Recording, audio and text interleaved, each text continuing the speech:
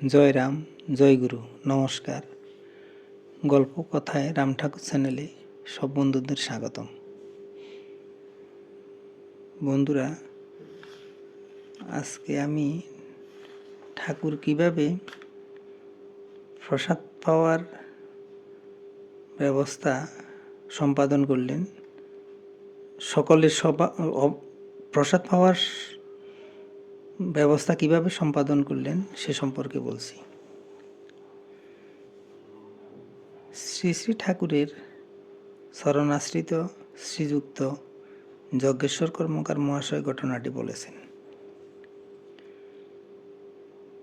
অধুনা বাংলাদেশের সাদপুর সাব ডিভিশনের সাইসাঙ্গা গ্রাম। পূর্বের দিন রাত্রি প্রায় ৩টার সময় শ্রী শ্রী ঠাকুর শ্রীযুক্ত ধীরেন মহাশয়ের বাড়িতে গিয়ে পৌঁছালেন। পরদিন দ্বীপ্রহরে ঠাকুরের জন্য খিচুড়ি ভোগের ব্যবস্থা হয়। পরের দিন দ্বীপ্রহরে শ্রী শ্রী ঠাকুর হঠাৎ বললেন, ৩জন লোক আসছে, ঘরের ভিতর একটু পাত পিঁড়ি কইরা প্রসাদ দেন, প্রসাদের আশাতেই আইছে। সেই লোক কে বা কি তা উপস্থিত ভক্তদের কেউ কিছু দেখতে পায়নি। শ্রীযুক্ত যজ্ঞেশ্বরবাবু দয়াল ঠাকুরের নির্দেশ মতো সব ব্যবস্থা করে দিলেন। এরপর শ্রী শ্রী ঠাকুরের নির্দেশ মতো দরজাটা বন্ধ করে দেওয়া হলো। এরপর কি হয়েছিল সে খবর যজ্ঞেশ্বরবাবু জানেন না, তবে বিশেষ কেউ অতি জাগতিকভাবে যে এই প্রসাদ পেতে এসেছিলেন সেটা বোঝা গিয়েছিল। সন্ধ্যাপাতি দেওয়ার পর যজ্ঞেশ্বরবাবু ঠাকুরকে জিজ্ঞাসা করলেন যে তিনি কিছু গ্রহণ করবেন কিনা। ঠাকুর বললেন, সকলেই প্রসাদ পেয়েছে তো? যজ্ঞেশ্বরবাবু জানালেন যে তারা 7-8 জন প্রসাদ পেতে বাকি রয়েছেন, আর সকলে প্রসাদ পেয়েছেন। ঠাকুর বললেন, আপনাকেও কথা জিজ্ঞাসা করি নাই, কারণ আপনারা তো পরেই পাইবেন। আচ্ছা, নৌকার মাঝিরা পাইছে তো? যজ্ঞেশ্বরবাবু বললেন যে আমাদের দেশের অনেক মুসলমান হিন্দুদের কোনো উৎসবে কিছু গ্রহণ করেন না। ঠাকুর বললেন, তারা না খাক, কিন্তু আপনার বাড়িতে আসলে আপনার তো জিজ্ঞাসা করা দরকার। শ্রী শ্রী ঠাকুর একথা বলাতে যজ্ঞেশ্বরবাবু ঘাটে গেলেন। তিনি মাঝিদের জিজ্ঞাসা করলেন, আজ আমাদের এখানে খিচুড়ি ভোগ হয়েছে, আপনাদের মধ্যে কি কেউ প্রসাদ গ্রহণ করবেন?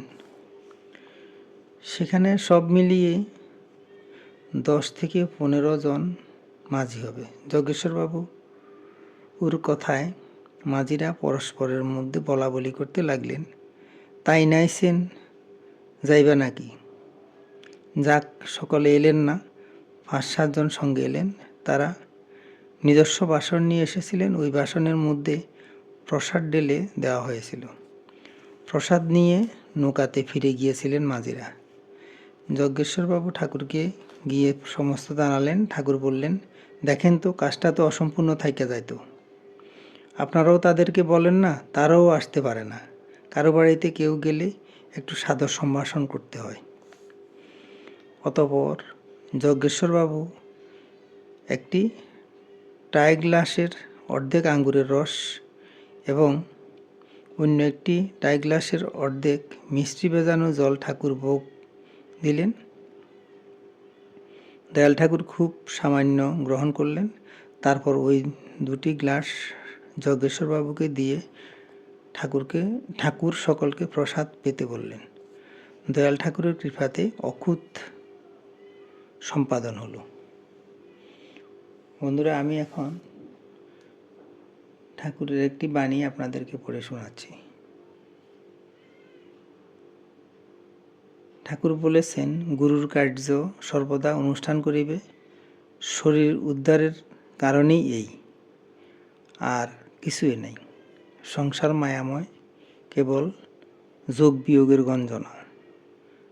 শান্তি যাহা বোধ হয় স্বপ্নতুল্য, কেবল সুখ দুঃখের খনি অনবরত পরিক্রম করিতেছে। বন্ধুরা, আজ এ পর্যন্তই।